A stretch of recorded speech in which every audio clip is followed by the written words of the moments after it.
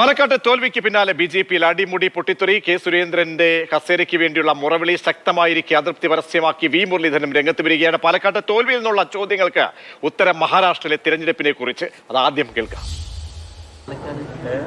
പാലക്കാട് പാർട്ടിയുടെ A class മണ്ഡലമാണ് പാലക്കാട് എന്ന് പറയുന്നത്.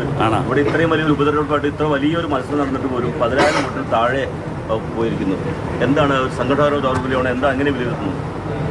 കഴിഞ്ഞ 3 മാസമായിട്ട് പാർട്ടി എന്നെ ഏൽപ്പിച്ച ചുമതല മഹാരാഷ്ട്രയിലെ തെരഞ്ഞെടുപ്പിൻ്റെ പ്രവർത്തനങ്ങളായിരുന്നു. അതുകൊണ്ട് പാലക്കാടും ചേലക്കരയും വയനാട്ടിലുമൊക്കെ പ്രചരണത്തിന് പോയി എന്നുള്ളതിനപ്പുറത്ത് വിശദാംശങ്ങൾ എനിക്ക് അറിയില്ല. അതുകൊണ്ട് ആ കാര്യങ്ങളൊക്കെ സംസ്ഥാന പ്രസിഡന്റ് ഞാൻ മനസ്സിലാക്കുന്നത് ഇന്നലെ പറഞ്ഞിട്ടുണ്ട്. എന്താണ് കൂടുതൽ എന്തെങ്കിലും ഉണ്ടെങ്കിൽ അദ്ദേഹത്തിനോട് തന്നെ ചോദിക്കുന്നത് നല്ലതായിരിക്കും. മഹാരാഷ്ട്രയെക്കുറിച്ച് നിങ്ങൾക്ക് എന്തൊക്കെ അറിയാനുണ്ടോ? ഞാൻ പറഞ്ഞുതരാം.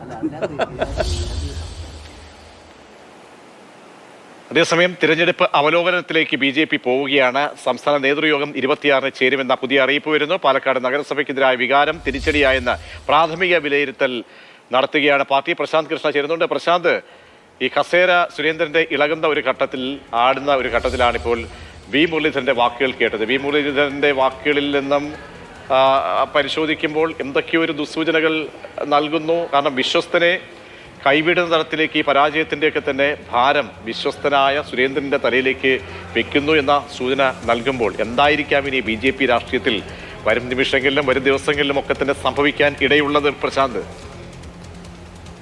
തൃശ്ശൂരിലെ വൻ വിജയത്തിന്റെ കൊടുമുടിയിൽ നിന്ന് പാലക്കാട്ടെ ദയനീയ പരാജയത്തിന്റെ പടുകുഴിയിലേക്കാണ് ബി.ജെ.പി വീണിരിക്കുന്നത്.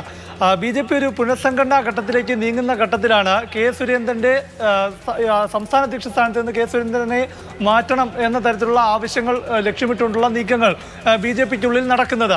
അതിൽ ഏറ്റവും പ്രധാനം ഇപ്പോൾ മുൻ കേന്ദ്രമന്ത്രി വി മുരളീധരന്റെ, സംസ്ഥാനത്തെ മുതിർന്ന നേതാവ് വി മുരളീധരന്റെ പ്രതികരണം ഏറ്റവും പ്രധാനമാണ്. അതായത് പാലക്കാട്ട് പരാജയത്തിന്റെ കാരണം കെ സുരേന്ദ്രൻ സംസ്ഥാന അധ്യക്ഷനാണ് പറയേണ്ടത് എന്ന് പറയുന്നതിനൊപ്പം തന്നെ താൻ അവിടെ പ്രചാരണത്തിന് പോയി എന്നതിനപ്പുറത്തേക്ക് തനിക്ക് കാര്യങ്ങളൊന്നും വിശദാംശങ്ങളൊന്നും അറിയില്ല എന്ന് വി മുരളീധരൻ പറയുന്നതിൽ കൃത്യമായി തന്നെ സംസ്ഥാന നേതൃത്വത്തിനെതിരെ, സംസ്ഥാന നേതൃത്വത്തെ നയിക്കുന്ന കെ സുരേന്ദ്രനെതിരായ വിമർശനം അതിലുണ്ട് എന്നതാണ്. കാരണം കെ സുരേന്ദ്രന്റെ പ്രവർത്തന ശൈലിയോട് അദ്ദേഹത്തിന് വിയോജിപ്പുകളുണ്ട്.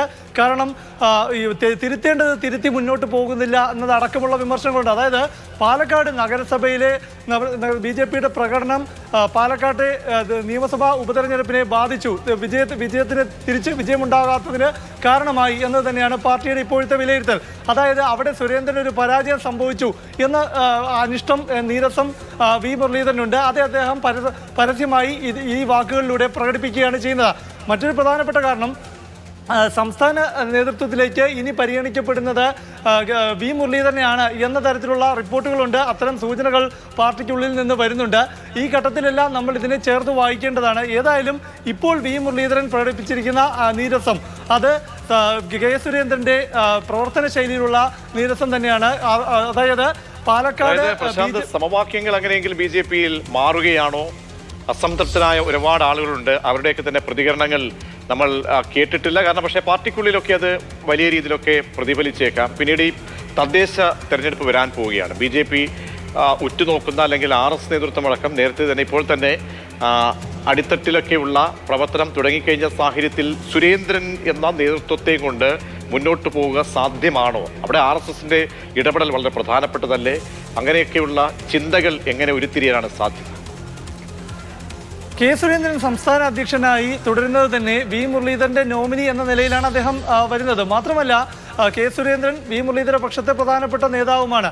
ഇപ്പോൾ പാലക്കാട്ടെ ഉപതെരഞ്ഞെടുപ്പിലെ പരാജയത്തോടെ പാർട്ടിക്കകത്തെ വിരുദ്ധചേരി, അതായത് എതിർചേരിയായ കൃഷ്ണദാസ് പക്ഷത്തെ നേതാക്കൾ പലരും പരസ്യമായി രംഗത്ത് വന്നിട്ടില്ലെങ്കിലും വരാനിരിക്കുന്ന സംഘടനാ തെരഞ്ഞെടുപ്പിൽ കെ സുരേന്ദ്രന്റെ സ്ഥാനം മാറ്റം എന്നത് തന്നെ അതിനപ്പുറത്തേക്ക് ഒന്നും തന്നെ അവർ ആഗ്രഹിക്കുന്നില്ല. അപ്പോൾ ഏതായാലും ഇക്കാര്യത്തിൽ ഇനിയിപ്പോൾ സംഘടനാ തെരഞ്ഞെടുപ്പിലേക്ക് നീങ്ങുമ്പോൾ പാലക്കാട്ടെ പരാജയം ഒരു പ്രധാന വിഷയം തന്നെയാണ്. അതും പാലക്കാട് നഗരസഭയിൽ ബി.ജെ.പിക്കുണ്ടായ ദയനീയ പരാജയം, വലിയ തോതിലുള്ള വോട്ട് കുറഞ്ഞു, 2ാം സ്ഥാനത്തെത്തി. ഇതെല്ലാം തന്നെ സംസ്ഥാന നേതൃത്വത്തിന്റെ വീഴ്ചയായി തന്നെ വിലയിരുത്തപ്പെടും.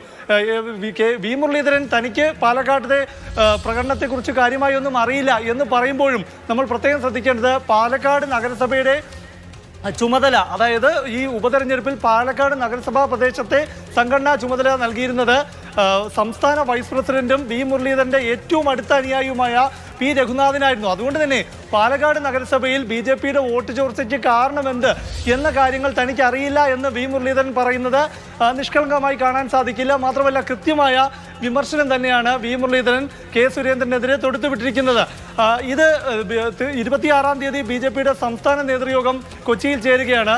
തീർച്ചയായും പാലക്കാട്ടെ പരാജയത്തിന്റെ കാരണങ്ങൾ അവിടെ വിലയിരുത്തപ്പെടും. അപ്പോൾ പാർട്ടിക്കകത്തുള്ള കൃഷ്ണദാസ് പക്ഷത്തെ നേതാക്കൾ, ശോഭാ സുരേന്ദ്രൻ അടക്കമുള്ള നേതാക്കളുടെ വിമർശനം നേരിടേണ്ടി വരും. കാരണം അവിടെ ശോഭാ സുരേന്ദ്രന്റെ പേരായിരുന്നു പരിഗണിക്കപ്പെട്ടിരുന്നത്. പക്ഷേ കൃഷ്ണകുമാറിന്റെ പേരിലേക്ക് അവസാനം എത്തിയത് സംസ്ഥാന നേതൃത്വത്തിന്റെ പ്രത്യേക താല്പര്യം കൊണ്ടാണ് എന്ന വിമർശനം വ്യാപകമായി തന്നെ നേതാക്കൾക്കിടയിലും പ്രവർത്തകർക്കിടയിലുമുണ്ട്.